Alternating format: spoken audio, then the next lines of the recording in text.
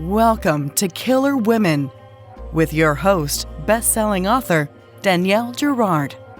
The Killer Women Vodcast is pleased to be a part of the Authors on the Air Global Radio Network.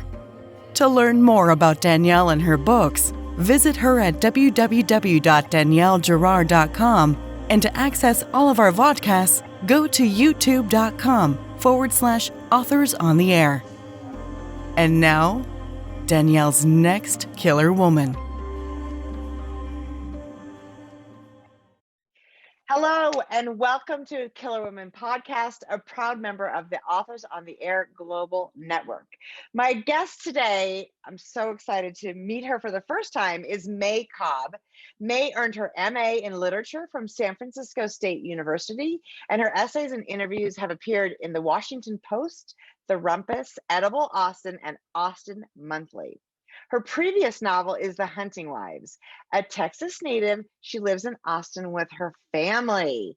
Okay, so May, this is the second May Cobb book that I have read. And as I was telling you before we started to chat, you have a very twisted imagination, and you tell us you're just a nice, gentle Texan, but I'm not really sure. So tell our listeners a little bit about my summer darlings. I do write very twisted novels, so yes, absolutely. But my summer darlings it's about three lifelong friends in a small East Texas town, and it's set over the course of a summer, and their lives become upended when like a sexy, dangerous stranger moves to town, and they each become obsessed with him. And I was really wanting to do, like with The Hunting Wives, another sort of dive into adults behaving badly. It's a very good way to describe it. Very badly. Adults behaving very badly. Well, it's super fun. It is so let's talk about these women, because I also said to you earlier, like, I think I want to come and spend a week with you and your girlfriends, because I'm not sure what happens with these friendships, but there are these three women, and tell us a little bit about them, because you'll do better than I do. Kitty, Jen, and Cynthia. And then I want to ask sort of how they evolved, but first tell us sort of who they are. Yeah, so I'll start with Kitty, because she's the one that first came to me. And Kitty is this like really beautiful socialite type. And even though she's still very attractive, she's approaching 40, so she feels like her beauty is faded. And so much of her life has been sort of like revolved around being the glamour girl and the hot girl. And now she's having a big old midlife crisis, because she still turns heads, but it's not on the same level as it was back in the day. So she's just kind of freaking out. And she's got a daughter who's a teenager, and she's kind of like toxically jealous of her daughter's good looks.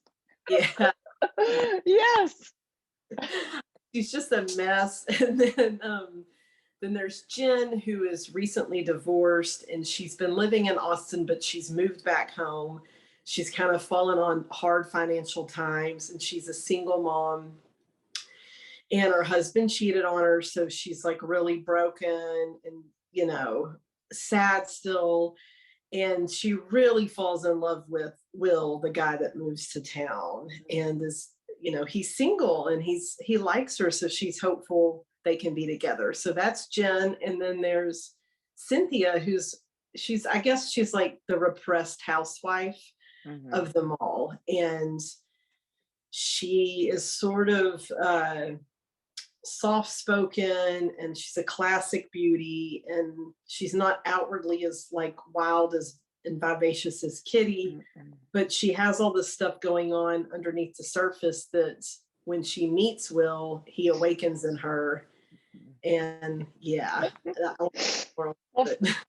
First of all, when I was reading it, which unfortunately was in the middle of the day, because I was like, I really felt like I wanted some rosé. Every time I opened the book, and they were drinking rosé, and I was like, it seems to me that I should be having some rosé too.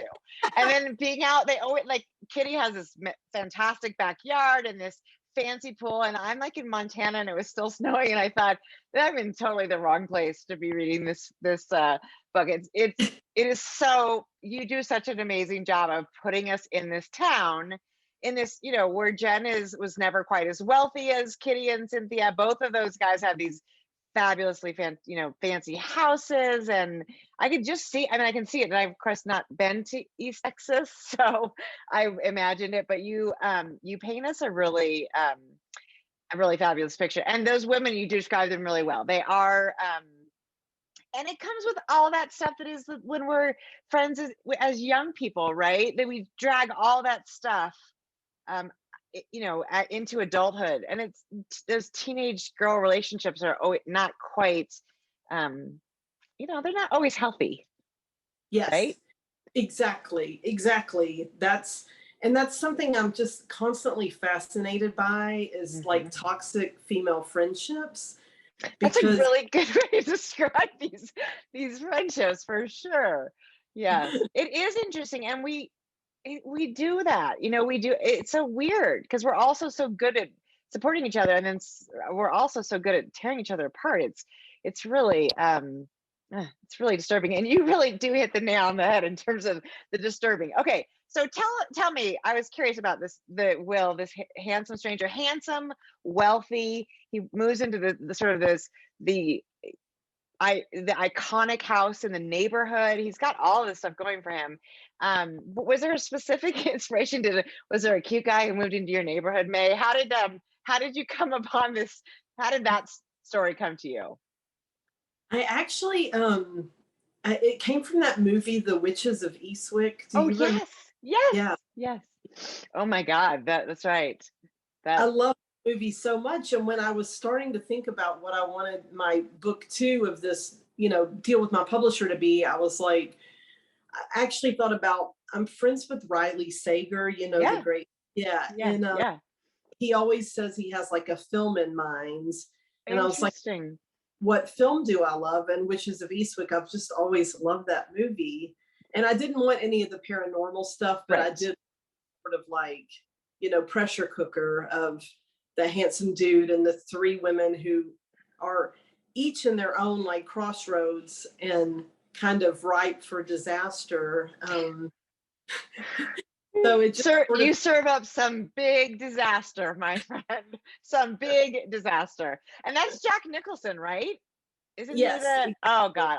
Now it makes me want to go back and watch that movie. Well, I think that's, I think the other thing that's really interesting about it is you talk about Kitty and this sort of midlife where, we are, right? We're in this place where we're sort of more mother than woman. And we're, it is a funny place to be. And I am older than any of these women, but I could 100% relate with sort of the like, you're not the sexy magnet you imagined you were in your 20s, and your daughter, I have a 22-year-old daughter. She's gorgeous, and I could sense Kitty's, like people looking at her child and being like, it was anyway. It totally hit all these marks for me. So, and actually, your first book, which is also about sort of toxic female relationships. Show us. I know you have, which I have to say, both of your covers, May, I love your covers. I think they do such a fabulous job. And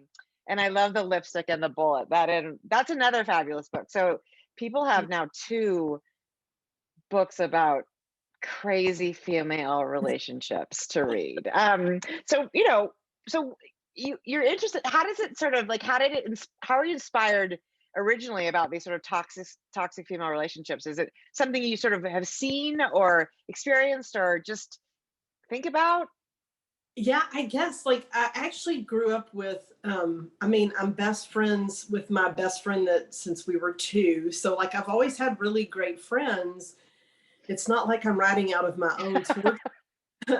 but Southern women can be hardcore in this really insidious way. And I've been around the types of women that I write about, even if I'm not necessarily friends with them. I've been around them my whole life, and they're just fascinating to me, the way they wield power in their little circles. And and the way that like it's like, are y'all really best friends? Because y'all are Right. horrible to each other. Yeah.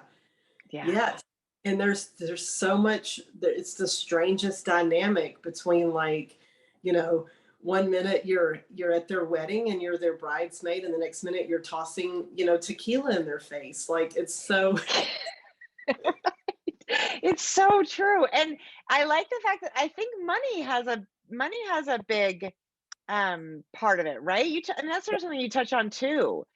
yeah, for sure. The class system in especially in my hometown of East Texas, it's super interesting because you've got like this kind of rural suburban town of 50,000 when I grew up. Now it's more like 100,000, and you know, we've got an Olive Garden and everything, so we're really come up in the world.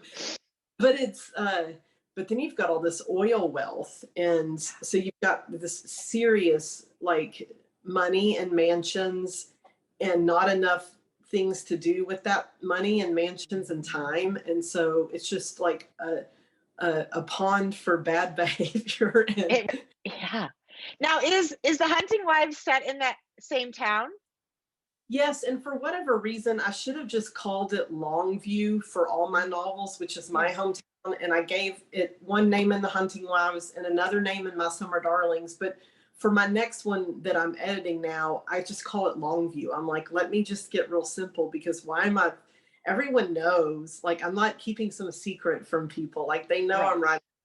So, kind of Yeah, for those of us who don't know Texas, right? I mean, we don't know Longview from one thing, but I think there's also I can understand why you might have done it too, because people then start to insert themselves into your book. They're like, she's writing about me.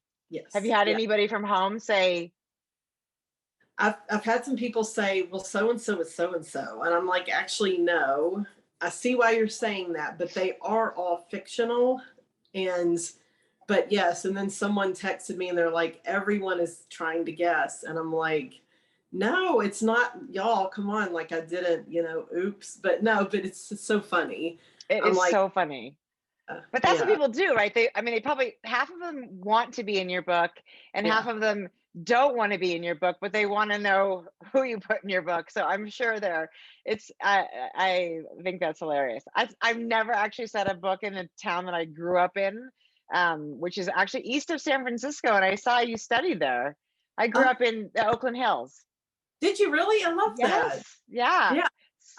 I lived in Oakland when I went to grad school in San Francisco, and I love Oakland so much. Yeah, I do too. I love it. I know, and people are always like, "Oh, Oakland's so scary." I'm like, not all of Oakland is really that scary. It has a bad rap, which I guess is fine because that means fewer people will move there. Yeah, But I've been yeah, in Montana 20 years, but I do love I love it out there. I do too. So like Piedmont area, or yeah, Exactly. yes, I love it. I lived I guess south of there. I lived in the hills too, like by the Fruitvale station, wherever Yeah. that is. Yeah.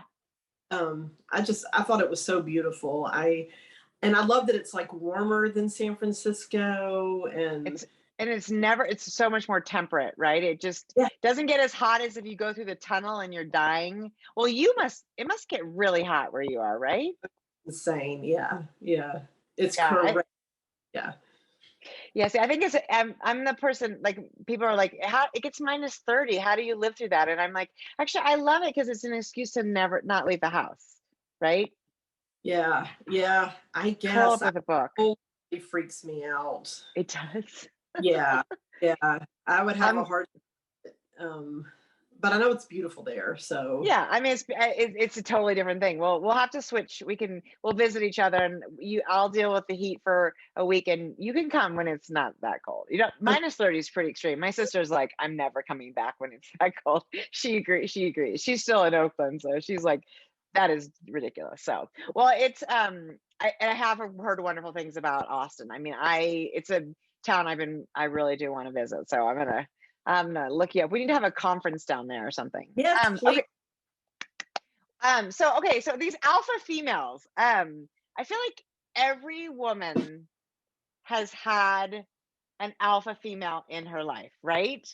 Um, and I think God, Kitty just she just typifies that, do you still do you still have an alpha female? I can't seem to get rid of them, and they might come in different forms. Like maybe it's not, a close friend, but maybe it's someone, in the professional field or Yeah. whatever.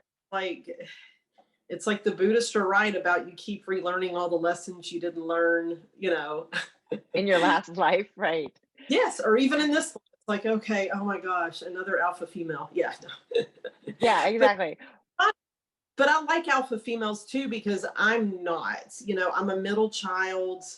I yeah, I'm kind of like I don't like a lot of confrontation. Mhm. So alpha females are like they're the most fun at a party, right? Because you pretty much just do what they're gonna do. You just watch and wait to see what unfolds. And the more alcohol, the more interesting it'll be, right? And what's the excuse? At our age, we're still doing it. It's so funny to me. So the other thing that I touched on it a little bit earlier, but I think I want to talk about it a little bit more, which is the idea of this sort of these women at when our children get to be, and I don't know how old your kids. I think your kids are a little younger than mine. Mine are 22 and 20. So there's this weird sort of restlessness that happens because a lot of us were primary caregiver, right? And some of us did that full time. And so these women who are sort of emerging from that, are you experiencing that in your life? And is that sort of one of the things you're, exploring? Yeah, for sure. I mean, my son is going to be 10 soon. Oh, And when I started writing The Hunting Wives, he was very much like, maybe 4 or 5. I can't keep track, but I had that like, wow, I don't really go out anymore. I don't, and this was, before the pandemic. I know. So definitely had that restless feeling. And so a lot of it was like, I mean, I remember my editor on The Hunting Wives was like, do women really drink this much? And I was like, I actually toned it down from the reality, but it was sort of, I got to channel and like have my girls' night out on the page. Yes. Yeah. Yes. Your And kids then are, being yeah. he's little. He's much younger than yeah. So you're still in the thick of it, girl. Yeah, definitely. So now tell us, I'm going back a little bit. The Hunting Wives was your first book, and obviously you've been a writer for a long time. And you wrote, published in a lot of different publications. Was The Hunting Wives your first sort of full-length novel? Yes. So actually, my debut novel was, it came out from an indie press in 2018, and it's called Big Woods. And the indie press has since gone under. So it's no longer in print. So I'm really hoping to I have the rights back, but I'm hoping to find it a new home. Yes. And that was, so that was my first novel. And it's like a sort of like a 1980s satanic panic book. Yeah. And I just it's set in East Texas too, but it's a little bit more of a straight thriller. And it's there's 2 narrators. One's a 14-year-old girl whose sister's gone missing, and she starts having dreams that her sister's still alive, and so she goes on a quest to find her. And then the other narrator is a 75-year-old widow who knows about the town's dark secrets. And so it kind of alternates. So it's very different from Hunting Wives and My Summer Darlings. And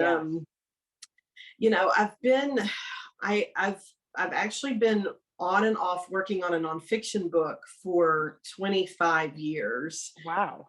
Which sounds totally insane, and it is. And I worked on it for so long, and I had an agent and then left that agent, and just it's been through so many different incarnations. And I got to the point where I needed to take a break. And so I took this class from the novelist Amanda Air Ward. I don't know if you know her. She's in Austin, and it was how to write a novel in a year. And I was like, she's going to help me get this nonfiction book written. It's novel or a memoir. But then I got inspired to try fiction. So I wrote Big Woods in that class. Mm-hmm. And then, Big Woods came out, and I mean, for a little tiny book with the little tiny press, I had some happy things, like it got a starred review in Library Journal, and Great. it earned out its advance, and these great things happened. But obviously, like, I couldn't pay the bills with it, which was very Right. much full. So I wrote The Hunting Wives rather quickly to try to see, should I really still be trying to pursue this, or do I need to find something else? Because it was time for me to rejoin the workforce. I had been with my son for several years, and Right. anyway, he's special needs and he needed, more attention and stuff. And Yeah. so anyway, so that's how The Hunting Wives was born, sort of out of like my Hail Mary pass of, am I going to really try to still do the writing thing? Is it responsible to try to do this still? And if you can't make any money, I or know.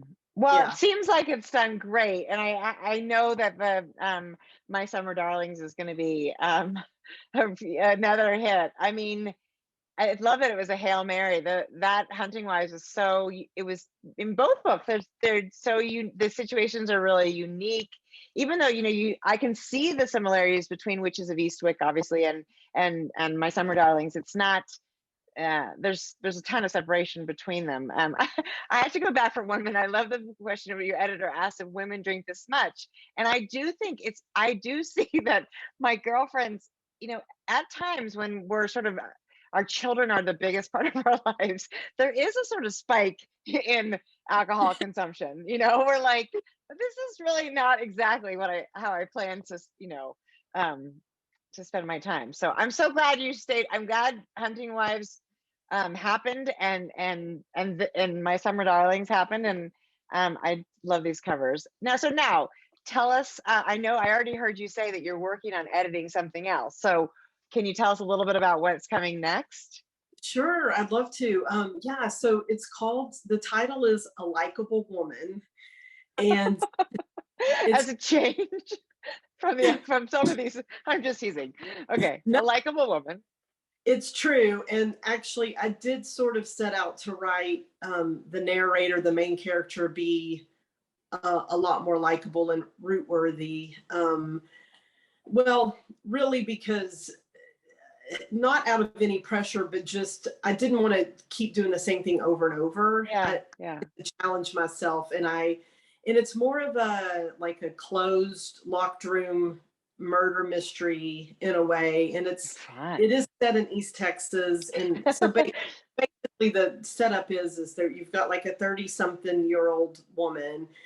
And ever since she was 15, she's believed or she's been told her mom committed suicide.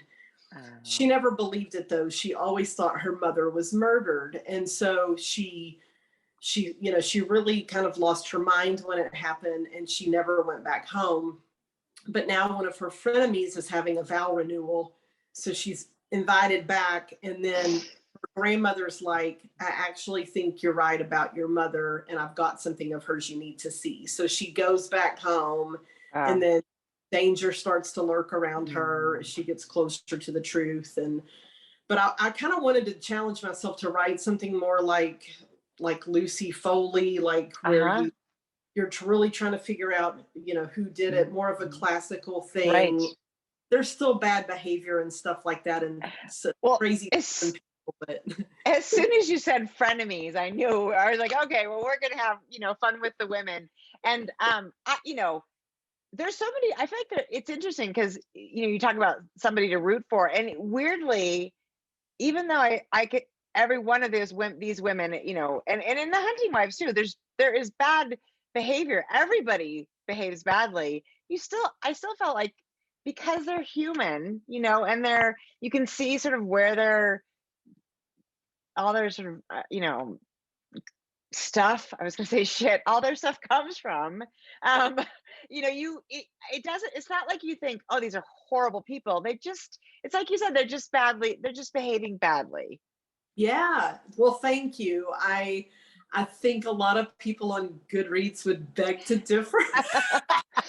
I know the cursed reviews. We have to stop listening because no, I really do, because I'm like, I like writing complicated female characters that maybe behave like you think they should because, come on. So, I mean, I who know. has not been under the sway of some handsome, manipulative person? Exactly.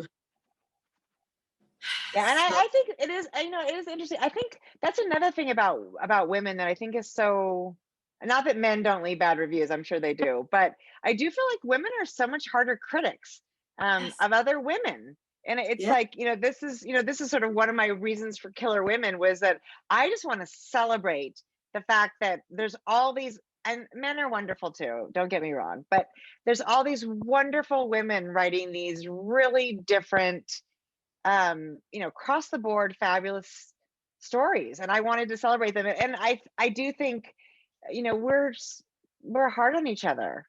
yes. We have it so hard, and we're hard on each other. That So is right. I never thought about that, but you're so right. And Killer Women's the best name, by the way.